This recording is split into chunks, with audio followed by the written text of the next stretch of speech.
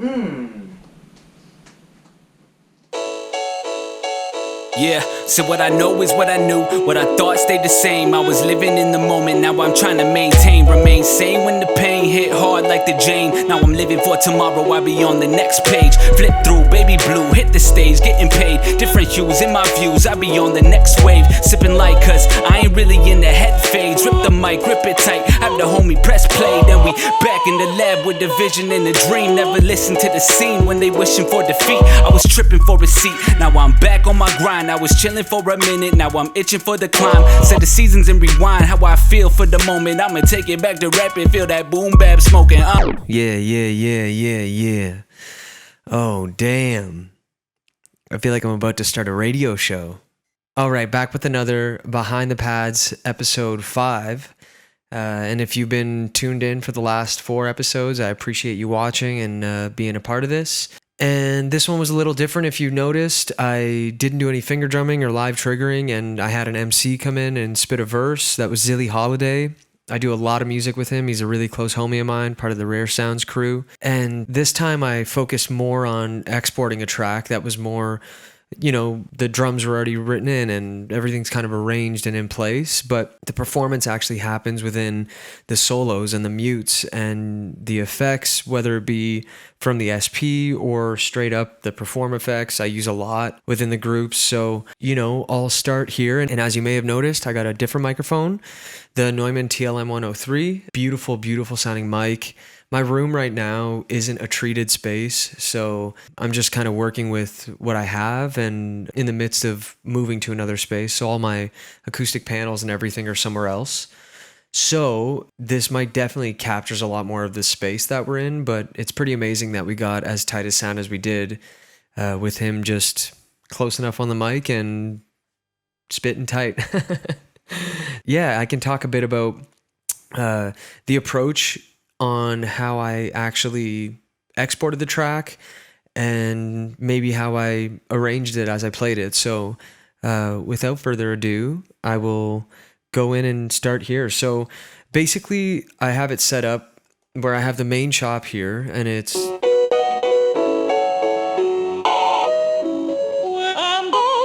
so it's just some chops there, and then I have kind of a secondary chop for a few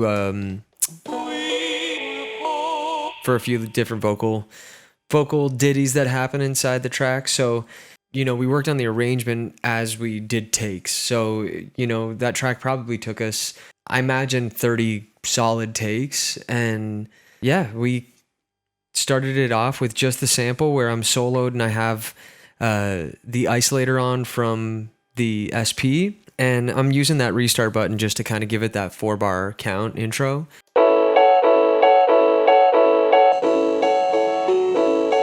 That was not a good trigger, but... So in those moments, I love being able to play with solos and bring the drum kit in, or just an instrument by unmuting it. But I love the function of being able to go...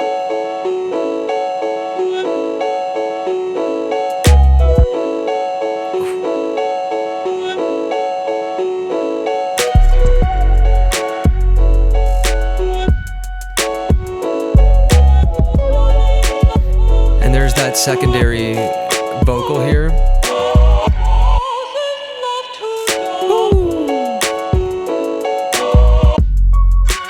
And then cutting out the sample entirely. I love that you can kind of play with...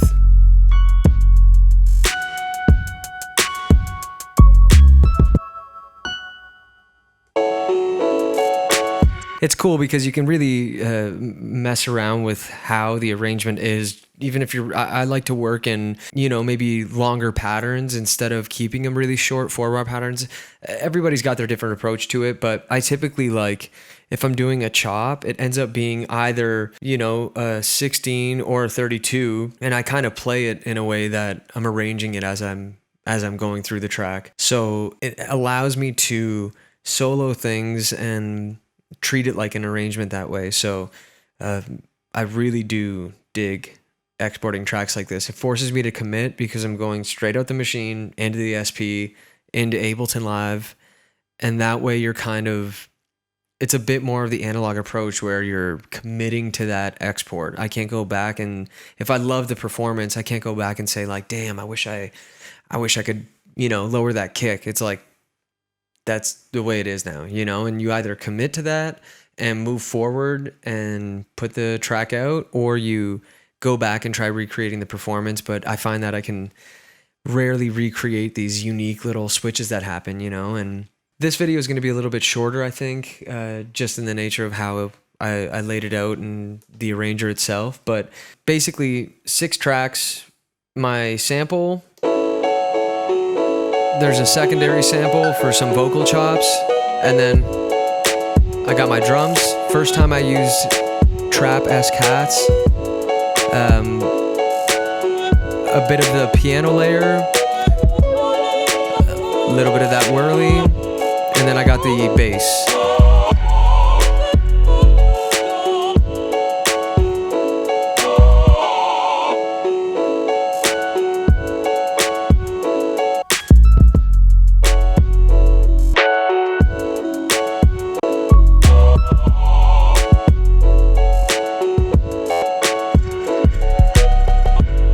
From that, I basically made the arrangement as we did the takes. I really just went through it, and we figured out what would be a good intro, and if there was a moment to use the ISO effect on the SP, and kind of really just play the track out. And like I mentioned, I do such long patterns between 16 and 32 bars that by the time you reach the end of that pattern with those solos and the mutes and the effects, you kind of, just by virtue of playing the track out, create an arrangement that way. And working with an MC is super dope because it allows you to form those parts a little bit more, where the verse is happening, or the pre-chorus, if there's a pre-chorus and hook or whatever. So yeah, and then to talk about my vocal chain a little bit, when I was miking him, we did go full headphones. There was nothing coming out the speakers because this mic especially picks up the slightest details, as you will probably hear a lot of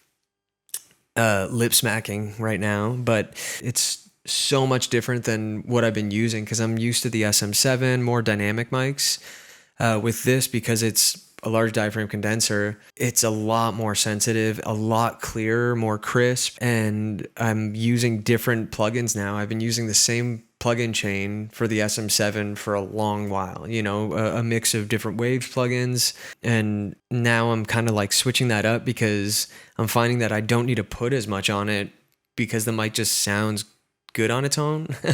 And I feel like I'm cheating right now. I'm like, is that not one plugin? I'm using an SSLG channel, and it's got compression, EQ, filters built into it, a gate, and I'm kind of like stopping there, So yeah, and I do also think the room helps. It's only going to sound better once I'm set up in the new space. So without further ado, I think that's about all. I appreciate you tuning in, and I've got links to all the gear I use, all the music we make, and our socials, and all of that is below. We appreciate the support, the whole Rare Sounds crew, myself. I think for now, until next Monday, peace, yo.